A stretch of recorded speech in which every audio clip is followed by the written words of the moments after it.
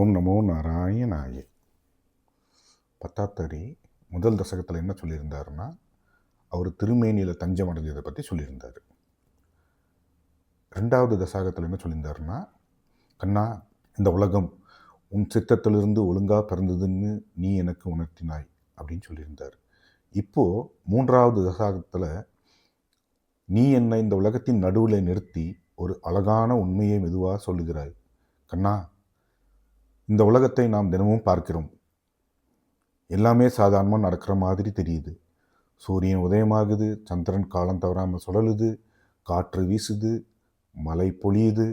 நாம் சொல்லுவோம் இது இயற்கை அப்படின்னு. ஆனால் கண்ணா, பத்தாத்திரி அப்படி சொல்லலை. அவர் சொல்கிறார், இந்த உலகம் தன்னிச்சையாக இயங்கிறது இல்லை. இதுக்கு பின்னாடி ஒரு ஒழுங்கு இருக்குது, ஒரு நியமனம் இருக்குது, ஒரு சக்தி இருக்குது. அந்த சக்தி நீ இந்த உலகத்தை வெளியிருந்து பார்த்துக்கிட்டு இருக்கல. நீ இந்த உலகத்துக்குள்ளேயே இருந்து அதை இயக்குகிறாய். சூரியன் எரிகிறது உன் சக்தியால், காற்று நகர்கிறது அது உன் அனுகிரகத்தால், காலம் நகர்கிறது உன் சித்தத்தால். இந்த சக்தியைத்தான் பத்தாத்தாரி மாயைன்னு சொல்கிறாரு.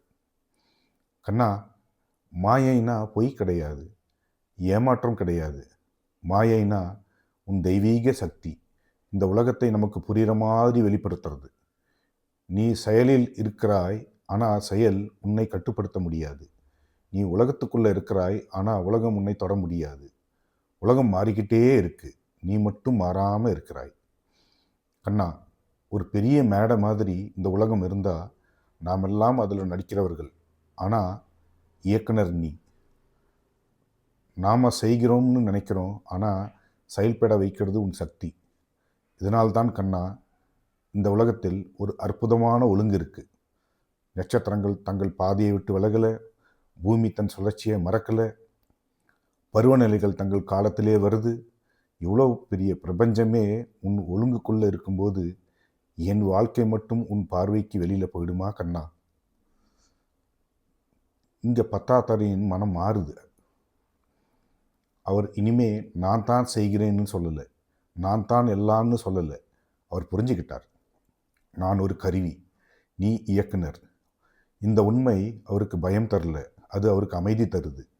அதனால்தான் கண்ணா, இந்த தசகத்தின் முடிவில் அவர் உன்னிடம் மிக நிதானமாக ஒரு வேண்டுகோள் வைக்கிறார். பகவானே, இந்த உலகத்தை உன் மாயையால் ஒழுங்காக இயக்குகிறாயே, அந்த மாயைக்குள்ள நானும் ஒரு துளியாக இருக்கட்டும். இதன் அர்த்தம் கண்ணா, என்னை விளக்காதேன்னு அவர் சொல்லலை, என்னை அழிக்காதேன்னு அவர் சொல்லலை. அவர் சொல்கிறது, உன் ஒழுங்கோடு என்னை இணை. உலகம் உன் கட்டுப்பாட்டில், என் வாழ்க்கையும் அதே கட்டுப்பாட்டில். அப்படின்னா கண்ணா, எனக்கு பயம் எதுக்கு?